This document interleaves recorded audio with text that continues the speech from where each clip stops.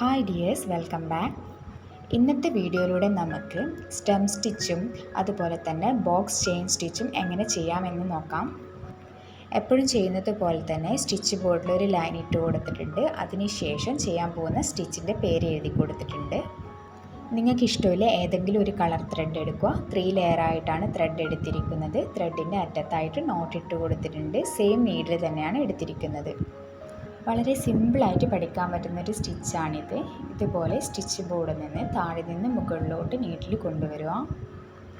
അതിനുശേഷം കുറച്ച് അകലത്തിലായിട്ട് നീഡിൽ ഇറക്കി കൊടുക്കാം. ഇനി ഈ ചെയ്ത സ്റ്റിച്ചിൻ്റെ സെൻറ്ററിലൂടെ വേണം നീഡിൽ മുകളിലേക്ക് കൊണ്ടുവരാൻ വേണ്ടിയിട്ട്.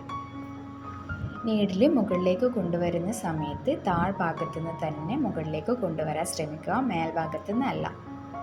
നീഡിൽ മുകളിലേക്ക് കൊണ്ടുവന്നതിന് ശേഷം നമ്മൾ നേരത്തെ കുത്തിയ അതേ വലുപ്പത്തിൽ തന്നെ മുൻപോട്ട് കുത്തി കൊടുക്കാം.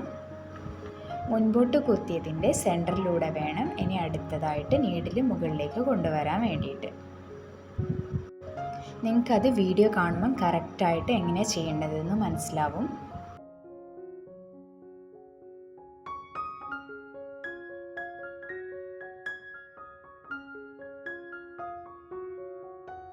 സ്റ്റിച്ച് ബോർഡിൽ ലൈനിട്ട അത്രയും നമ്മൾ ഇതേ രീതിയിൽ തന്നെ ചെയ്തു പോവുകയാണ് വേണ്ടത്.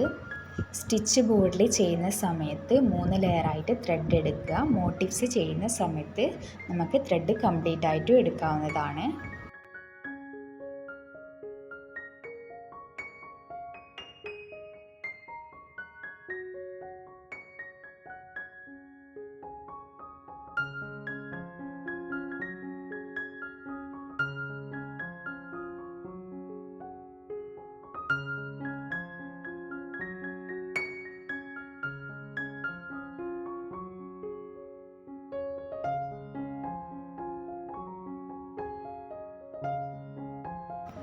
ലൈൻ ഇട്ട് കൊടുത്ത അത്രയും നമ്മൾ സ്റ്റെം സ്റ്റിച്ച് ചെയ്ത് കഴിഞ്ഞു. ഇനി നമുക്ക് ചെയ്യാൻ പോകുന്നത് ബോക്സ് ചെയിൻ സ്റ്റിച്ചാണ്.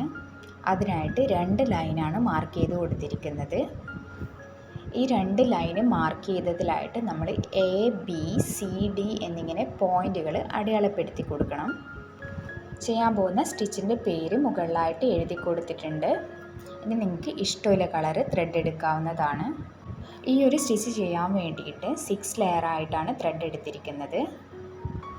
A എന്ന് മാർക്ക് ചെയ്ത പോയിന്റിലൂടെ നീഡിൽ മുകളിലേക്ക് കൊണ്ടുവന്നു. അതിനുശേഷം താഴെ കാണുന്ന B എന്ന പോയിന്റിലോട്ട് നീഡിൽ ഇറക്കി കൊടുത്തിട്ട് ഇതുപോലെ C എന്ന പോയിന്റിലേക്ക് കുത്തി കൊടുക്കുകയാണ് വേണ്ടത്. C എന്ന പോയിന്റിലേക്ക് ഇതുപോലെ കുത്തിയതിന് ശേഷം ത്രെഡ് ഇതുപോലെ ചുറ്റി കൊടുക്കുക. അതിനുശേഷം പതുക്കെ ത്രെഡ് വലിച്ചു കൊടുക്കാം.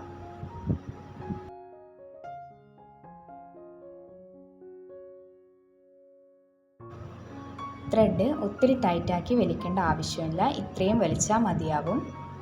ഇനി അടുത്തതായിട്ട് ചെയ്യാൻ പോകുന്നത് D എന്ന പോയിന്റിലേക്ക് നീഡിൽ ഇറക്കി കൊടുത്തതിന് ശേഷം E എന്ന പോയിന്റിലേക്ക് കുത്തി കൊടുക്കുകയാണ് ചെയ്യേണ്ടത്. അതിനുശേഷം നേരത്തെ ചെയ്തതുപോലെ തന്നെ നീഡിലിൻ്റെ പുറത്തുകൂടെ ത്രെഡ് ചുറ്റി കൊടുത്തതിന് ശേഷം പതുക്കെ വലിച്ചു കൊടുക്കാം. അതിനുശേഷം F എന്ന് മാർക്ക് ചെയ്ത പോയിന്റിലൂടെ നീഡിൽ കുത്തിയിട്ട് അടുത്ത പോയിന്റിലേക്ക് കൊണ്ടുവരികയാണ് ചെയ്യുന്നത്. സ്റ്റിച്ച് ബോർഡ് മുഴുവനായിട്ടും നമ്മളിങ്ങനെ പോയിന്റ് മാർക്ക് ചെയ്യേണ്ട ആവശ്യമൊന്നുമില്ല. ഏകദേശ ധാരണയിൽ പിന്നീട് ചെയ്തു പോയാൽ മതിയാവും.